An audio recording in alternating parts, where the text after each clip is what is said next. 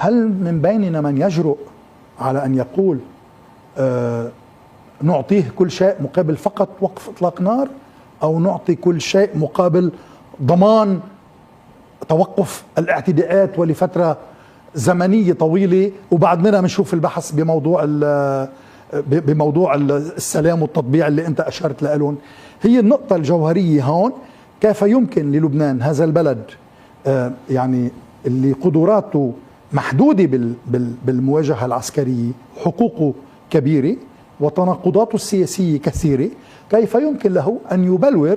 في ظل التفاوض الدولي الحاصل واللي عم بده يبلش يوم الخميس كمان للتزامن بين أمريكا والصين، كيف يمكن لنا أن نستخرج؟ وبس بحب ضيف فكرة أخيرة بهالإطار هيدا،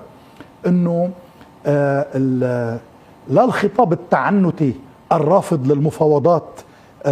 بشكل لا عقلاني هو خطاب سليم للبنان، ولا الخطاب التطرفي الآخر الذي يعتبر أنه المفاوضات تجري بين هازم ومهزوم مثل غالب ومغلوب، وبالتالي سوف تترجم نتائجها على الساحة اللبنانية. يعني هودي العقلين بيعملوا يعني إلغاء متبادل يضر بمصلحة لبنان، بدون ما نكون عم نشبه أهداف كل واحد.